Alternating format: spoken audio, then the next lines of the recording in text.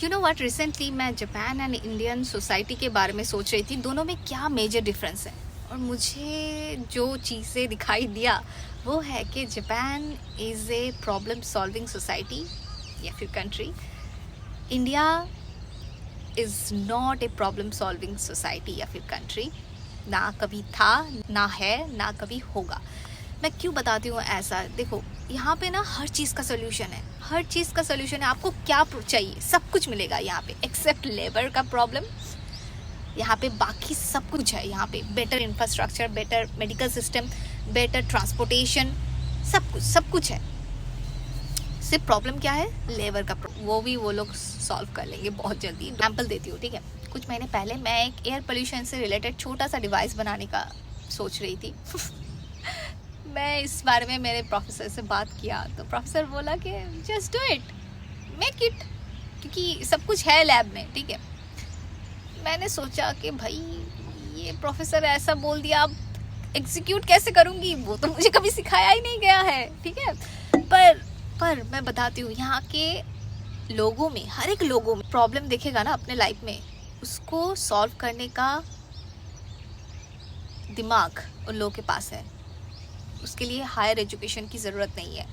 हर एक इंसान में वो प्रॉब्लम सॉल्विंग दिमाग है। यहाँ पे मैं जो डिवाइस की बात कर रही हूँ, यहाँ पे शायद 12th फेल स्टूडेंट भी बना सकता है। वो रीज़न भी मैं बताती हूँ क्यों ऐसा है, क्योंकि बचपन से, मैं और किसी की बात नहीं कहना चाहती हूँ, इंडिया में मेरा ही एग्जाम्पल लेती हूँ। बचपन से मुझे कभी रियल लाइफ प्रॉब्लम सॉल्विंग के बारे में सिखाया ही नहीं गया है। मुझे हमेशा से बचपन में पैदा होते ही, चलो तुमको डॉक्टर नहीं तो इंजीनियर बनना है, ठीक है, और कम्पिटिटिव एग्ज़ाम के लिए तैयार होना है, तो एकदम डायरेक्ट एक स्टेप जंप कर देते हैं। मतलब मैथमेटिक्स, साइंस, सब कुछ सिखाते हैं, ठीक है। बीच का वो जो जापान में क्या होता है ना, स्टेप बाय स्टेप होता है सब चीज़, और हमारे इंडिया में एक जंप, सडन जंप होता है। तो उस जंप की वजह से ना हम लोग कुछ सीख नहीं पाते हैं। रियल लाइफ प्रॉब्लम सॉल्विंग जो चीज़ें होता है ना, वो सीख ही नहीं पाते हैं। That's the biggest problem right now. अभी जो दुनिया आगे होने वाला है ना, वो प्रॉब्लम सॉल्विंग दुनिया होने वाला है। वहाँ पे हायर एजुकेशन की ज़रूरत नहीं है, वहाँ पे ऐसे लोगों की ज़रूरत है जो रियल लाइफ प्रॉब्लम को सॉल्व कर पाएंगे। जैसे देखो, हमारे इंडिया में देखो, एयर पोल्यूशन एक बहुत बड़ा प्रॉब्लम है, पर सबको पता है कि एयर पोल्यूशन ख़राब है, ठीक है। पर उसको सॉल्व कैसे करें? किसी के पास कोई आइडिया है? शायद आइडिया भी हो, बट कोई इसको एग्जीक्यूट कर पा रहा है? बताओ, है क्या? नहीं। तो वो आइडिया एंड एग्जीक्यूशन, इन दोनों के बीच ना हमारे इंडिया में सबका ब्रेन नहीं वर्क कर रहा है सही तरीके से। मेरा बेटा भी जा रहा है स्कूल में यहाँ पे, तो I can see the difference, because मैं भी तो बचपन में स्कूल गई हूँ।